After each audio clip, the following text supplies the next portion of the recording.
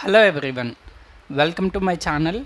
So in today's class we gonna discuss about geological timescale and human evolution previous year questions from CSIR UGC net papers. So previously we have discussed about the geological timescale as well as human evolution along with the introductory class, that is origin of life. So let me see the questions from the starting. What are the questions in the in the CSIR previous papers they were asked. And one thing we need to remember, that if we are studying previous year questions, if we are practicing previous year question, it does not mean it will come into future exams, but we need to learn how to solve a question within that less time, because we have only 3 hours of time in exam. So within that time, how to solve a question properly, how to understand a question properly is very important. So practicing previous year questions will teach us how to answer the question fastly and accurately. So this is the December 2019 question. So in the question, match the geological time period with the extinction or diversification events associated with them. So here in one column they have given geological time, that is Cenozoic, Cretaceous, Paleozoic and Quaternary. And in another column they have given event, angiosperm diversification, modern fauna diversification like bivalves, gastropods, bryozoans, malcostracan, crustaceans. And in another option, megafauna extinction, and the fourth one is quaternary, that is mammal diversification. Okay, here we want to match. So when come to the Cenozoic era, so see that Cenozoic era, we can say mammal diversifications. Cenozoic era means recent era. So mammal diversification was happened in the Cenozoic era. Cretaceous, that we know when the angiosperms are diversified. Okay, so before that there is no flowering plants, but angiosperms were evolved in the Jurassic only, but their diversification occurred in the Cretaceous period. And when come to the Paleozoic era, we know that during Cambrian explosion, Ordovician seas, during these periods, lot of fauna diversified, including bivalves, gastropods, bryozoans, crustaceans, everything. So we can match the Paleozoic era with the modern fauna diversification. Okay, and when come to the Quaternary, so Quaternary they have given as a megafauna extinction. So we could not see any megafauna extinction during this time. So this is one of the confusing, because if you think quaternary is the mammal diversification, maybe just we think if quaternary is mammal diversification, here we have three options. We have three options. First, if you see, A is 2. In the Cenozoic era, megafauna diversification not happened. Megafauna diversification occurred during the Paleozoic era. Okay, so first option we can exclude easily. Okay, and if we see the third option, because it is also having the D as 4. Okay, it is also showing the same. So megafauna diversification does not occur in the Cenozoic, but it is showing it occurred in the Cenozoic. And if we see the fourth one, so it is also showing Cenozoic as a mammal diversification. If you see the B is 3, Cretaceous, megafauna extinction, and C is 1, it is showing. So C is 1 means in the Paleozoic, angiosperm diversification not happened, because in the Paleozoic seed plants were appeared. Okay, that we can accept, but flowering plants were not evolved during the Paleozoic era. So we can conclude to the option 2, but the last one, that is quaternary and megafauna extinction, is the question mark. Okay. So the correct order of periods from the Paleozoic to Mesozoic era. So we can easily remember. So just think, Ordovician is the first period of Paleozoic era, right? And the Cretaceous is the last period of Mesozoic era. If we see, they have asked in the question that correct order of periods from Paleozoic to Mesozoic. So Paleozoic always start from the Cambrian. So let me see, is there any Cambrian at starting? Yes, in the third option. Cambrian, Ordovician, Silurian, Devonian, Carboniferous, Permian, that is COS DCP, and TJC, Triassic, Jurassic, Cretaceous. If we see in the first option, in the third option, it is the correct answer. But in the first option, they were shown Mesozoic era periods order first, and after that, they have shown the Paleozoic.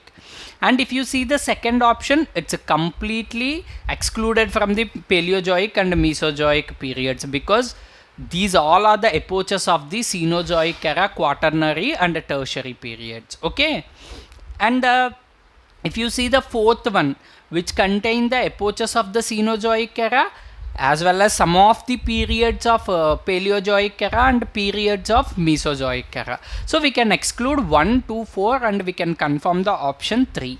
Okay. Okay, which of the following periods is known as Age of Fishes? I have already discussed Devonian is the age of fishes, right? So actually in the Cambrian period, fishes were evolved, but their diversification, their proliferation occurred only during the Devonian period. So that's why we will call it as age of fishes. So if we come to the age of reptiles, which is the Carboniferous,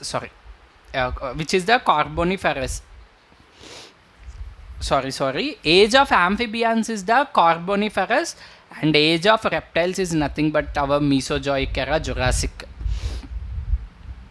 Which of the following geological periods is characterized by the first appearance of mammals? Here they are asking when the mammals first appeared. See, we need to know the difference between the emergence time as well as diversification or the proliferation time, because the organisms are emerging or evolving in one period, and their diversification or the proliferation we can see in the other period, just as like fishes were evolved in the Cambrian period, but their diversification and the proliferation occurred during the Devonian.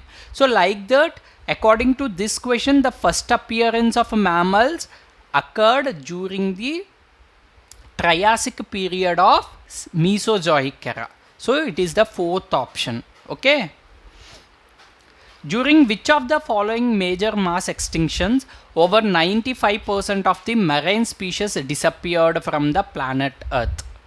So we have already discussed more than 96% of the marine species from the planet Earth were completely disappeared during the Permian mass extinction. Here the Cretaceous also a great mass extinction, but it occurred on the terrestrial life. Maximum occurred in the terrestrial life because due to the asteroid or the meteoroid hit on Earth. But generally during the Paleozoic era, the major mass extinction which removed or the cleared 96%, that means more than 95% of the marine species on the Earth is nothing but the Permian. So here the option is third. See, this is one of the simplest question.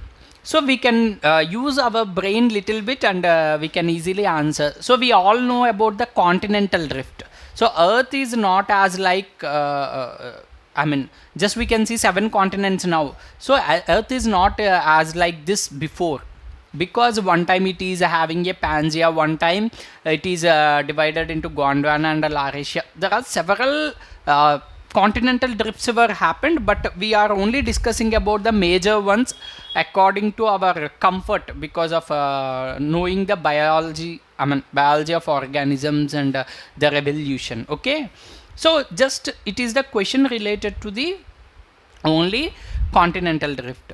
Fossils of the same species of freshwater reptiles have been found in the South America and Africa. If you see South America and South Africa, they both are adjacent to each other.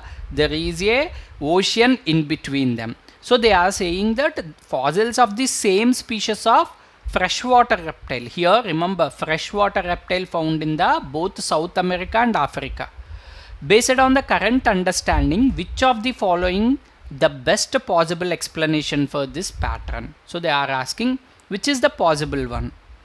Okay, according to the given options, the same species originated and evolved independently in these two places. If the same it is impossible to evolving the same species at two different environments or at two different places, and it is too difficult to evolve in the same way in two different locations or two different environmental conditions, so we can exclude the first one. Species migrated from Africa to establish new populations in South America. So they are saying this freshwater reptile migrated to the South America through ocean. How it is possible? Because ocean is marine environment. So in that marine environment, freshwater reptile unable to migrate and to establish the new population in South America. Okay. Species migrated from South America to establish new population in Africa. The same as like second option, just vice versa to the second option. So we can exclude these 2 and 3 also. South America and Africa were joined at some point in Earth's history. Yeah, that's true. At one time, I mean, before Cenozoic era, before the end of Cretaceous, the Gondwana and Laurasia having a different continents. In that, in Gondwana, South America, Africa, Australia, India, all were connected each other. So that means before the recent continental drift, the species are already evolved and proliferated. So due to the continental drift, some of the individuals separated and placed on the South America, and some individuals separated and placed on the Africa. So that's why we could find the fossils of freshwater reptiles in the both continents, even they are far away each other now. Okay, so let we go for the next one. So if you see here, lampreys, cartilaginous fishes, amphibians, reptiles, birds, mammals. So this is the phylogenetic tree. Can you able to find out what is the common thing among these all? That is nothing but the chordates. So these all are the chordates. Chordates, that means if a organism exhibiting the notochord character in the any one of the life stage, maybe at the embryonic stage or at the adult stage, it is considered as chordate. Okay, these all are the chordates. So they have given one phylogenetic tree. With the reference of that phylogenetic tree, we need to find out the correct statements. Amphibians, reptiles, birds and mammals share a common ancestor. Right? These all are tetrapods. So these all are the tetrapods which having the four-legged, that means four-legged animals. So these four-legged animals are evolved from a common ancestor, which is the lobe-finned fishes. Okay, so that too particularly lungfishes. Lobe-finned fishes having two types of coelacanths and lungfishes. So the tetrapods were evolved from the lungfishes. Okay, birds are more closely related to the reptiles than to mammals. No, reptiles diverged into birds and mammals. I mean, it's a cladogenesis. Okay, so reptiles gave rise to birds and mammals. So we can't say birds are closely related to the reptiles than mammals, or mammals closely related to the reptiles than birds. Both are almost equal. And the cartilaginous fishes are the ancestors of amphibians. No, cartilaginous fishes are the ray-finned fishes, but amphibians ancestors are the lobe-finned fishes, or the tetrapod ancestors are the lobe-finned fishes. Lampreys and mammals are not related. They are related at the level of chordates. So they all are under the chordate phylum. Okay, so these 2, 3, 4 are we can exclude because these are the wrong options, and the first one is the right answer. And they have given some major events and their geological periods in different columns. If you see the events, first reptiles, first mammals, first humans, first amphibians, as well as geological periods are Quaternary, Tertiary, Cretaceous, Triassic, Carboniferous, Devonian. So let we see. First reptiles. Do you know when first amphibians were evolved? When the first amphibians were evolved, when the proliferation and the diversification of fishes is more. So that is nothing but the Devonian. So when the Devonian is the golden age of fishes, at that time amphibians were evolved. So Carboniferous, the next after the Devonian, the Carboniferous is the golden age of amphibians. At that time first reptiles were evolved. Okay. And Triassic is the golden age of reptiles. At the time first mammals were evolved. So according to that, the first reptiles, the option A in the event, is matched with the geological period 5, that is Carboniferous. Okay, so A is 5, and the B, first mammals are evolved in the Triassic. So B is fourth geological period, that is here in the options, that is Triassic. Okay, so first one is the fifth one and the second one is the fourth one. So if we see, the second option here is matching with that. If you see, first humans which were evolved in the recent time, that is in the Quaternary period, and first amphibians were evolved in the Devonian. So here the option 2 is correct. So here some few events in the history of life on Earth are given. So radiation of mammals and birds. Here we need to know the difference between the emergence as well as radiation or proliferation or diversification. So emergence or the evolution takes place in one type of period, and the proliferation, because after the evolution of a particular type of phylum or species, it takes much time to adapt to that particular environmental condition, and it takes much time to reproduce with high number of into high number of individuals. So that is the proliferation, as well as during the proliferation the diversification or into different species takes place at the time only.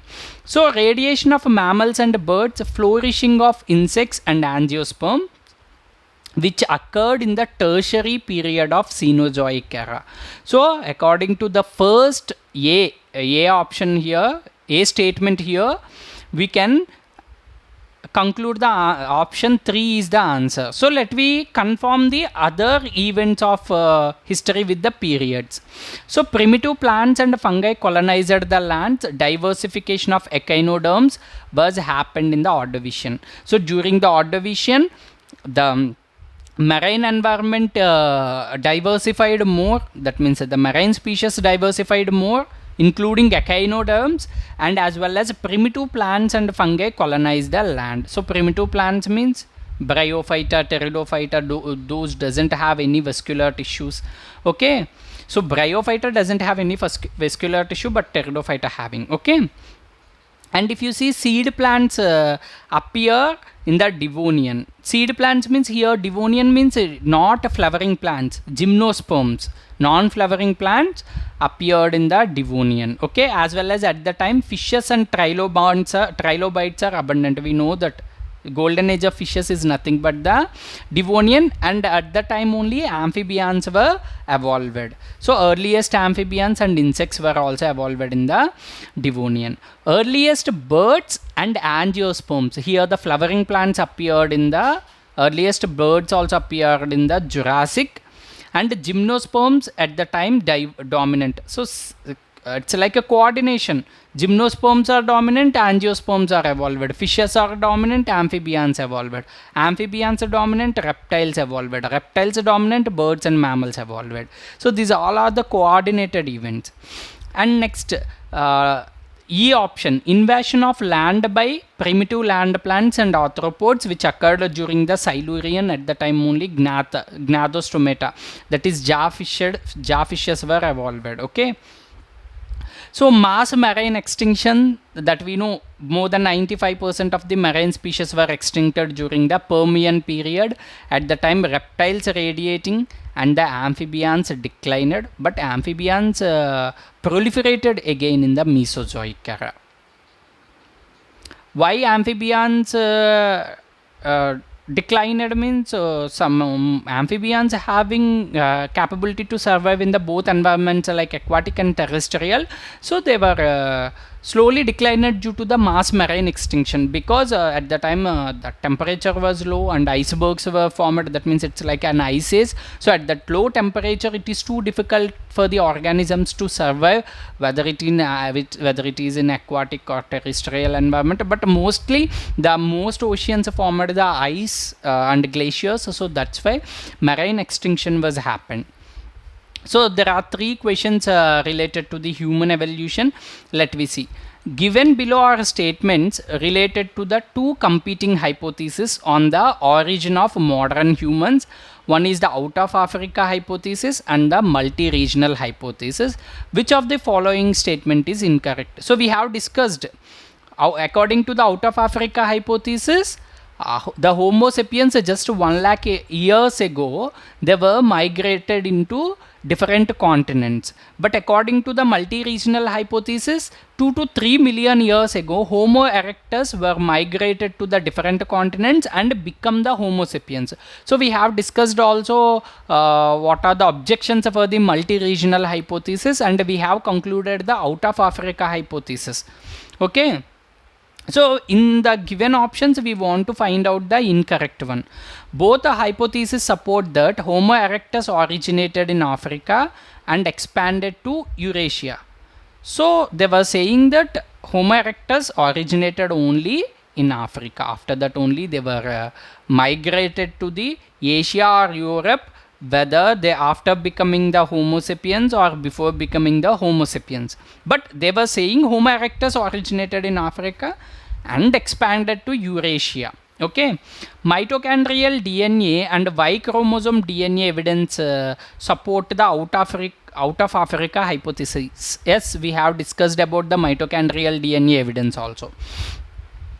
The principal conflict between the two hypotheses is that multi-regional hypothesis does not support African origin of Homo erectus. So this statement is incorrect, because multi-regional hypothesis, out of Africa hypothesis, both saying that Homo erectus were only evolved in the Africa, and after that only they were migrated, whether directly migrated or maybe after becoming Homo sapiens they were migrated according to the multi-regional out of Africa hypothesis respectively. Okay, so the third statement is wrong.